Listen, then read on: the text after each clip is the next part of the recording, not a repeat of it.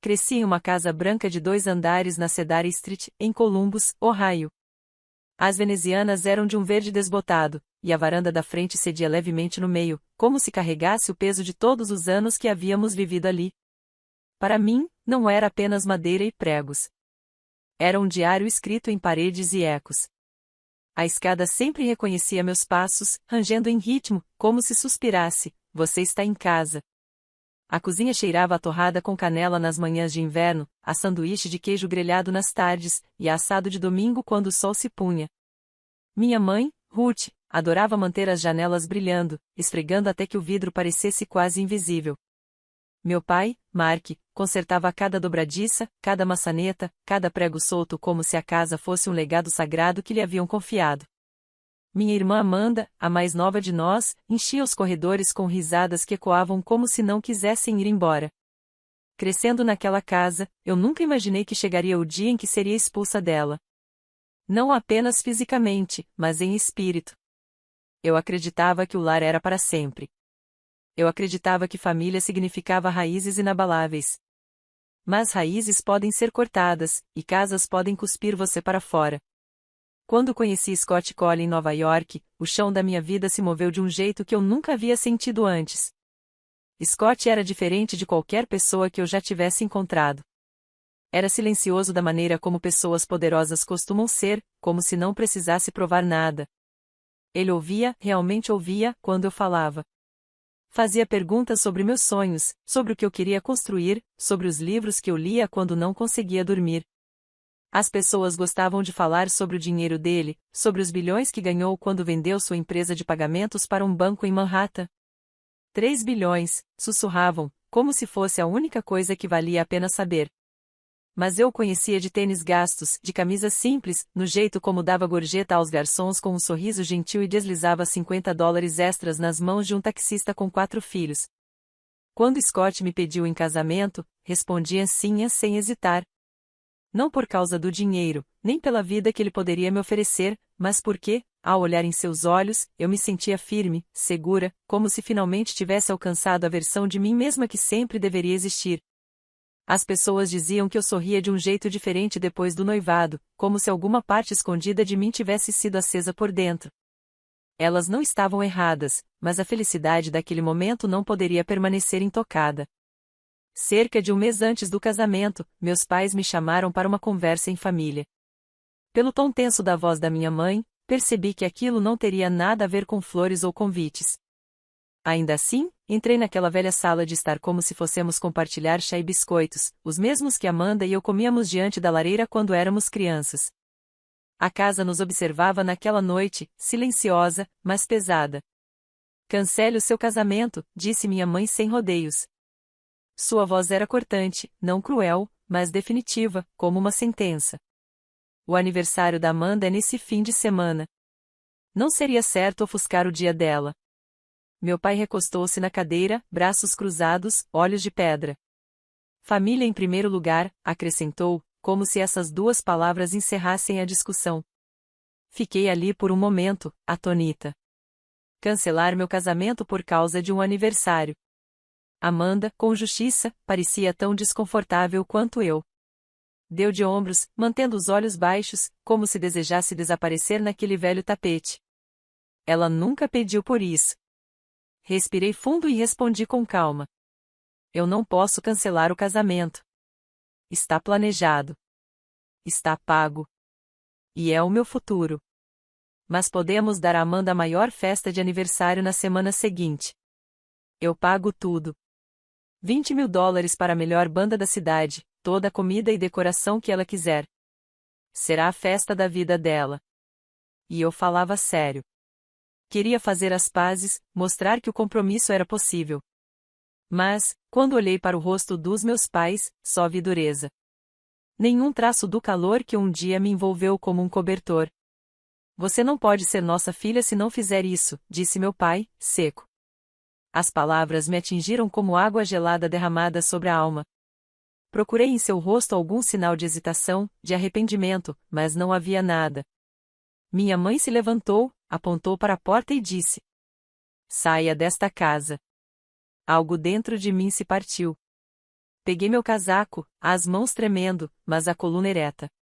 Passei pela fotografia torta de quando eu tinha 10 anos, banguela, sorrindo, segurando a mão da Amanda e deixei minhas chaves na mesa do corredor.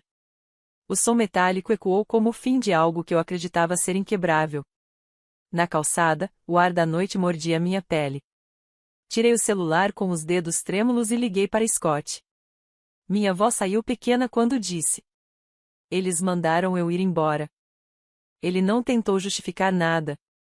Não me pediu para voltar nem para lutar mais. Apenas disse, com uma certeza tranquila: "Venha para casa. Para a nossa casa." E assim eu fui. O loft dele em Manhattan era todo vidro e luz. A cidade se espalhava diante de mim como faíscas em veludo negro. Parecia o oposto da Cedar Street. Barulhenta, viva, descaradamente brilhante. Afundei no sofá, com uma caixa de lenços de $6 no colo, e chorei até minha garganta doer. Chorei pela casa, pelas manhãs com torradas de canela, pelo riso da Amanda ecoando no corredor. Chorei porque tinha perdido algo que não poderia ser substituído. Mas, quando finalmente adormeci, ainda com o peso da dor nos pés, percebi algo. Meus pais achavam que poderiam me obrigar a acabar com meu casamento ao me expulsar. Pensavam que poderiam trocar o meu futuro pelo aniversário da minha irmã, como se o amor fosse apenas um evento de calendário que pudesse ser apagado e remarcado. Acreditavam que eu desmoronaria diante da rejeição deles.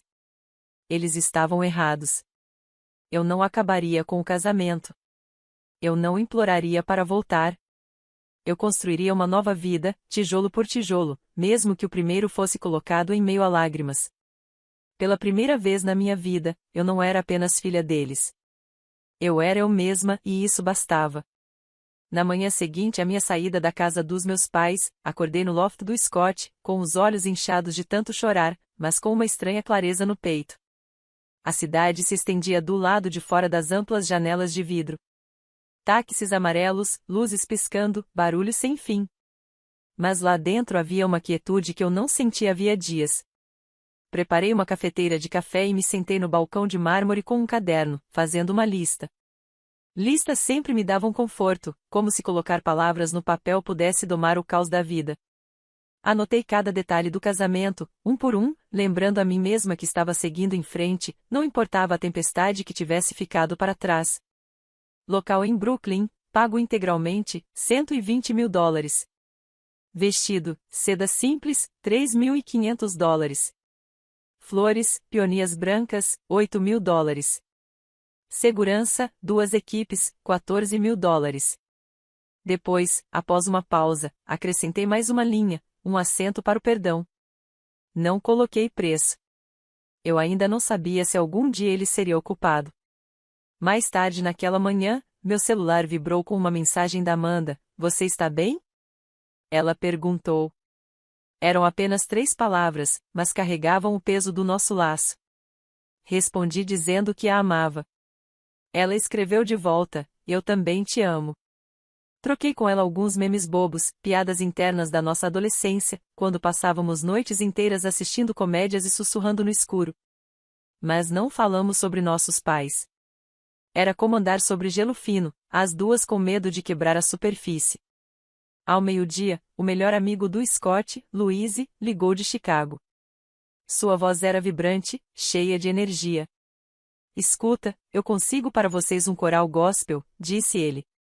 "Eles estão em turnê pela Europa agora e estão disponíveis para a data de vocês. 12.000 libras. Eles vão fazer as paredes tremerem com suas vozes." Eu ri pela primeira vez em dias. "Reserve-os", respondi. Eu queria música que pudesse me erguer. Vozes capazes de afogar os ecos da rejeição. Minha madrinha de casamento, Jenna, era igualmente confiável.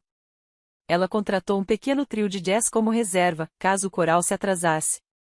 Eu gostava da ideia de camadas, um plano escondido atrás do outro, uma rede de segurança em que eu podia confiar. Conforme a semana avançava, me vi voltando às lembranças da casa da Cedar Street. O papel de parede descascando no corredor, o sótão com cheiro de naftalina, o som das ferramentas do meu pai tilintando na garagem tarde da noite. Pensei nos sonhos que meus pais cultivaram por anos, um chalé à beira do lago, um lugar onde pudessem se aposentar e pescar em paz. Eu havia secretamente planejado surpreendê-los com $250.000 depois do casamento para tornar esse sonho real. Cheguei até a escrever a promessa em um papel bonito, selá-la em um envelope e guardá-la na minha gaveta. Imaginava o dia em que entregaria a eles, mostrando que nunca quis brigar, que ainda era filha deles. Mas agora aquele envelope parecia pesado, quase zombeteiro. No meio de tudo isso, chegou um e-mail da Fox News. Tinham ouvido rumores sobre a lista de convidados do casamento, políticos, líderes empresariais, artistas e sobre a doação que Scott e eu planejávamos fazer. Havíamos decidido doar $1 milhão para um fundo de bolsas de estudo destinado a meninas de escolas públicas em todos os Estados Unidos. Eu queria que meninas que se sentiam invisíveis soubessem que tinham escolhas, que portas poderiam se abrir para elas, não importava de onde começassem. A Fox perguntou se poderia cobrir o casamento e filmar a entrega do cheque. A princípio, hesitei. A ideia de câmeras circulando em um dia tão pessoal me deixava com o estômago embrulhado. Mas então pensei naquelas meninas, em seus rostos iluminados pela oportunidade e aceitei, com uma condição. Filmem as alunas mais do que a nós, eu disse. Se aquele casamento iria passar na televisão, que fosse por algo maior do que flores e champanhe. Na quinta-feira, meu celular acendeu de novo. Desta vez, era uma mensagem de voz da minha mãe. Sua voz estava afiada, quase quebradiça. Você é egoísta, ela disse. Escolheu o dinheiro em vez do sangue. Ouvi uma vez, depois apertei salvar. Não queria apagar suas palavras. Queria lembrar exatamente do que ela tinha dito, não para me torturar, mas para me lembrar porque eu não podia voltar atrás. Proteger meu coração significava aceitar a crueldade dela e, mesmo assim, seguir em frente. E assim continuei. Mapas de assentos espalhados pela mesa de jantar, nomes escritos com tinta cuidadosa. Reservei vans de hotel em Nova Jersey para os convidados de fora da cidade. Até organizei uma sala tranquila no local da festa, para quem precisasse de uma pausa do barulho, um pequeno refúgio escondido, porque eu sabia como grandes eventos podiam ser esmagadores. Planejar os detalhes era como montar um quebra-cabeça.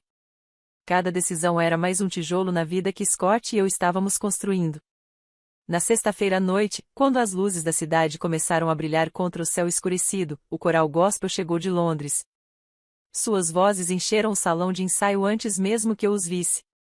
Graves, ressonantes, poderosas. Era como o sol rompendo por entre as nuvens. Eles cantarolavam enquanto desempacotavam, suas harmonias se entrelaçando até que o próprio ar parecia vibrar. Fiquei parada no batente da porta, incapaz de me mover, com as lágrimas subindo aos meus olhos. Por um instante, parecia que toda a dor daquela semana estava sendo erguida pelas vozes deles, levada para um lugar onde eu não poderia seguir. Naquela noite, me enfiei na cama mais cedo do que de costume. Meu corpo estava exausto, mas minha mente não parava. Quando finalmente adormeci, sonhei com portas. Portas de madeira, de ferro, de vidro, todas esperando por mim. No sonho, estendi a mão, e cada porta que eu tocava se abria sem resistência. Atrás de cada uma havia um cômodo diferente, uma biblioteca cheia de livros, uma cozinha tomada de risadas, um jardim florescendo com rosas. Acordei pouco antes do amanhecer, com a imagem daquelas portas abertas ainda nítida na mente. Pela primeira vez desde que deixei a Cedar Street, senti um tipo estranho de esperança. Meus pais tinham trancado uma porta para mim para sempre, mas a vida não era um único corredor. Havia inúmeras portas adiante e eu estava aprendendo que podia abri-las sozinha. Na manhã do meu casamento, o dia nasceu limpo e brilhante, como se o próprio céu tivesse sido lavado para mim. Nova York tinha aquele tipo raro de clareza no ar, em que a luz parece mais afiada, quase nova. Da varanda do hotel no Brooklyn, eu podia ver o East River serpenteando como uma longa fita, cintilando sob o sol. Do outro lado da água, Manhattan parecia ter sido esculpida em prata e vidro. De pé, ereta e sem pedir desculpas por ocupar meu espaço, respirei fundo, me obrigando a carregar a mesma firmeza. Lá dentro, o quarto fervilhava de movimento. Havia cheiro de spray de cabelo no ar. Chapinhas e modeladores estalavam, zíperes subiam. Minha madrinha, Jenna, andava de um lado para o outro com a prancheta, sussurrando instruções às maquiadoras. 2 minutos nos lábios. Vamos lá, pessoal, disse ela, meio em tom de brincadeira, mas com seriedade na voz. O coral gospel que havíamos trazido de Londres ensaiava no pátio lá embaixo. Suas vozes subiam em harmonias tão poderosas que parecia que as janelas tremiam.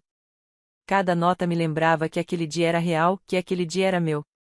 Quando vesti meu vestido, um simples traje de seda que custará menos do que a maioria dos arranjos de flores, senti como se estivesse colocando a verdade sobre o corpo.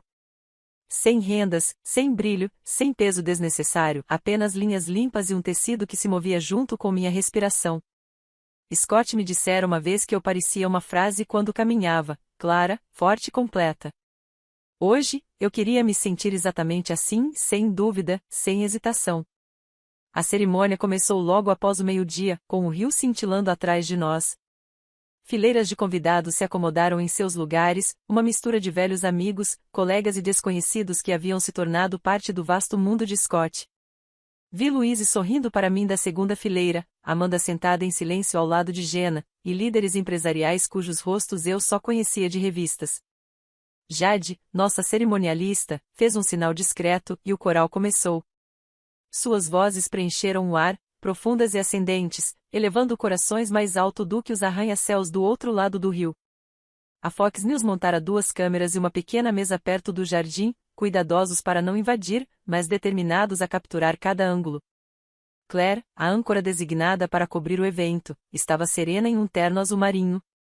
Em certo momento, inclinou-se para mim com um microfone e perguntou: "Como é doar $1 milhão para estudantes que você nunca conhecerá?" Não hesitei. "É como respirar", respondi. E eu falava sério. Doar não era perda. Era a única forma de expandir. Scott me esperava sob o arco de peonias brancas, seu terno perfeitamente ajustado, mas com o sorriso levemente torto. O sorriso porque eu havia me apaixonado. Quando ele segurou minhas mãos, sussurrou: "Estamos aqui." Apenas 2 palavras, mas carregadas de tudo. As batalhas travadas, as portas fechadas, as novas que se abriram.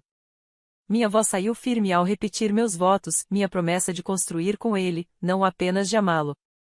Ele falou seus votos com a certeza tranquila de quem já os guardava no coração muito antes de dizê-los em voz alta. Enquanto o coral crescia atrás de nós, Jade sinalizou para o trio de jazz, e notas suaves se misturaram aos acordes poderosos. A música fluía sem emendas, um som se dissolvendo no outro como diferentes tons de uma mesma cor. Os convidados aplaudiram, alguém fungou, e eu ri uma risada solta, alegre, que até me surpreendeu. Por um instante suspenso, esqueci os gritos na casa da Cedar Street, as portas batidas, as palavras amargas. Por um instante suspenso, eu era apenas uma noiva apaixonada sob o céu azul da América. E então eu os vi, junto ao portão dos fundos, além dos seguranças. Meus pais estavam lá. Os ombros do meu pai rígidos, o maxilar cerrado. Os olhos da minha mãe varriam a multidão, selvagens, desesperados. Eles deviam ter visto a cobertura na televisão, as câmeras, as manchetes sobre o casamento da bilionária e a doação milionária. Deviam ter percebido o que haviam jogado fora, o que me obrigaram a cancelar. Agora estavam ali, avançando como se pudessem simplesmente recuperar o lugar de onde me haviam expulsado. Meu pai acenava para um segurança, sua voz retumbando.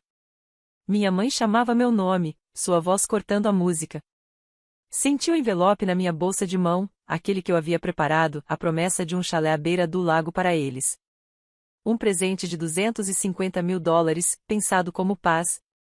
Minha mão se fechou em torno dele, pesado na minha palma, pesado com todo o amor que eu um dia pensei ser incondicional. Por um momento, perguntei a mim mesma se aquilo poderia ser nossa segunda chance, se eu deveria me afastar e deixá-los entrar. Mas então me lembrei da noite na Cedar Street. A voz do meu pai declarando: "Você não pode ser nossa filha." O dedo da minha mãe apontando para a porta, o rosto fechado para mim. Lembrei-me do peso das minhas chaves sobre a mesa do hall, do frio da rua lá fora, da forma como meu coração se partiu. Aquela noite não tinha sido um acidente. Tinha sido uma escolha. Caminhei para frente, os saltos afundando levemente na grama até que fiquei diante dos seguranças. "Por favor, acompanhem Ruth e Mark até a rua", disse com firmeza. "Eles não são convidados." Minha voz não tremeu. A multidão silenciou, fingindo não olhar, mas incapaz de desviar os olhos. Minha mãe arfou, levando a mão ao peito como se eu a tivesse atingido. Meu pai tentou argumentar, tentou contornar os seguranças, mas eles foram gentis e profissionais. Fizeram seu trabalho. As pessoas baixaram os olhos para os próprios sapatos, desconfortáveis, mas em silêncio. O vento do Brooklyn soprou, espalhando pétalas de peônia pelo gramado como pequenos barcos à deriva. Deslizei o envelope de volta para a bolsa e a fechei com um zíper. Alguns presentes nunca foram feitos para serem dados. O resto da tarde seguiu como um sonho. Eu ao mesmo tempo vivia e observava. Cortamos o bolo, suas camadas cobertas de glacê marfim. Dançamos nossa primeira dança ao som da música que nos havia sustentado em noites de planejamento, em discussões, em risadas.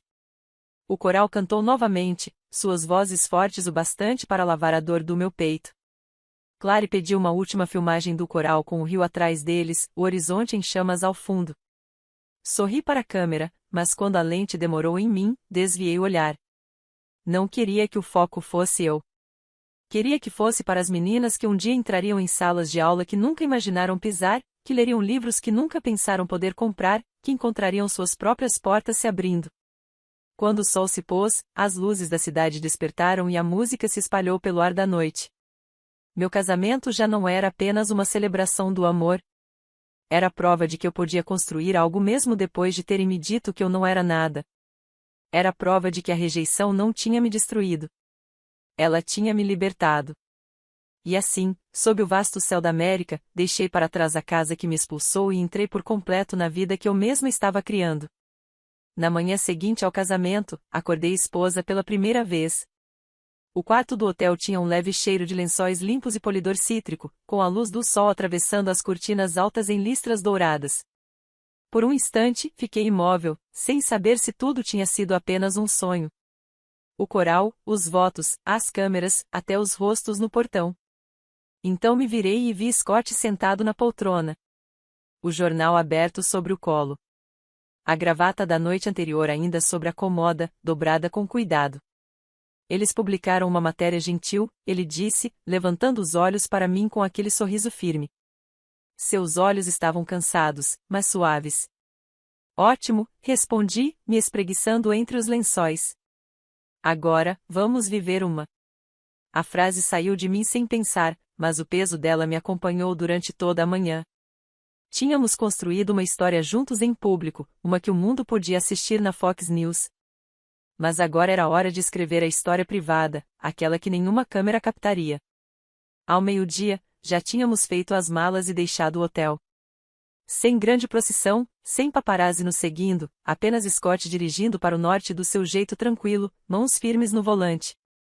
Deixamos a cidade para trás e entramos nos contornos suaves do interior do estado de Nova York. Os arranha-céus deram lugar a colinas onduladas, e o barulho de Manhattan se dissipou até que os únicos sons fossem o zumbido dos pneus e o voo ocasional de um pássaro cortando o céu. Entramos na entrada de uma pequena casa azul com uma ampla varanda recuada entre as árvores. Não era uma mansão, nem uma cobertura, nem uma das propriedades imensas em que as pessoas imaginavam que bilionários viviam. Era modesta pelos padrões de Scott, mas para mim era perfeita. Pagamos $480 mil em dinheiro, evitando a papelada interminável que teria se arrastado por meses. Chamamos a casa de North Door. Quando entrei descalça, o ambiente cheirava a tinta fresca e serragem. Caminhei devagar, tocando cada parede como se estivesse viva, sussurrando um agradecimento silencioso pelo abrigo.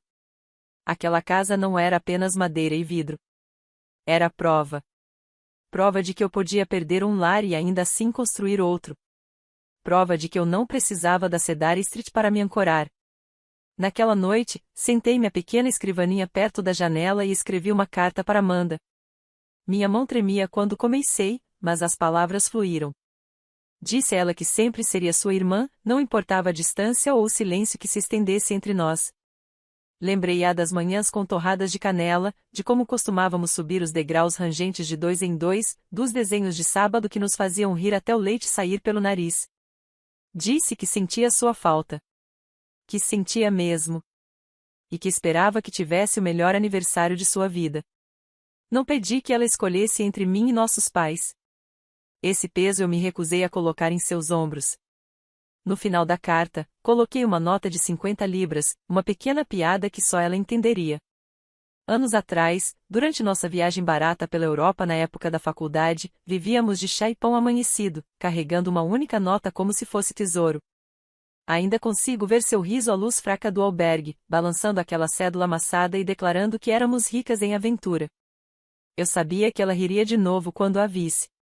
Os dias depois do casamento se transformaram em algo suave e constante.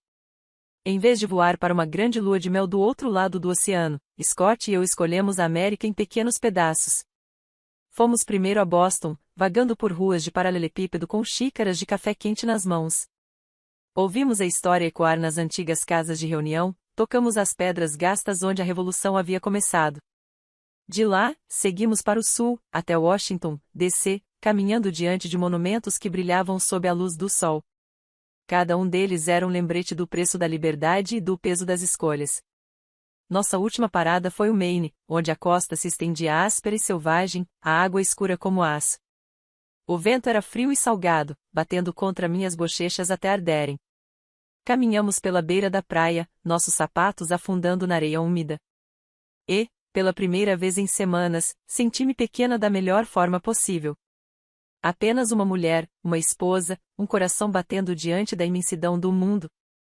Quando voltamos para North Door, desfiz as malas lentamente. No fundo da minha bolsa estava o envelope que eu havia preparado para meus pais, a promessa de $250.000 para a tão sonhada casa no lago. Sentei-me na cama, segurando-o nas mãos, o peso pressionando como pedra. Meu primeiro instinto foi enviá-lo, estender a mão mais uma vez, tentar de novo comprar a paz. Mas, ao olhar para a casa que havíamos construído, para as paredes que já aprendiam o som dos meus passos, percebi que alguns presentes não são feitos para serem dados. Peguei uma caixa no armário, rotulada não hoje, e deslizei o envelope para dentro dela. Algumas coisas precisam de tempo. Algumas portas precisam ser batidas dos dois lados. Até que esse dia chegasse, se é que um dia chegaria, eu não carregaria mais aquele fardo. Nas semanas que se seguiram, plantei um pequeno jardim no quintal, fileiras de lavanda e alecrim que perfumavam o ar sempre que eu passava. Aprendi o ritmo das tábuas da varanda sob meus pés, o jeito como gemiam ao entardecer, quando o sol se punha. Cozinhava o jantar com Scott em nossa pequena cozinha, a massa fervendo enquanto o jazz tocava baixinho na caixa de som. E todas as noites, quando as luzes se apagavam, eu sentia o silêncio da casa se acomodar ao nosso redor, quente e inteiro. Eu não era mais a garota que implorava para ficar em uma casa que a expulsara. Eu era a mulher que havia construído a sua própria. Meu nome é Emma Cole. Eu moro na América. Carrego $10 no bolso para dar gorjetas e uma lista na cabeça das pessoas que amo. Eu sei como é ouvir que não pertenço. E sei como é pertencer mesmo assim. Se meus pais algum dia baterem na minha porta, talvez eu acenda a luz da varanda. Talvez eu até os deixe entrar. Mas agora a regra é simples. Ninguém me expulsa da minha vida. Nunca mais.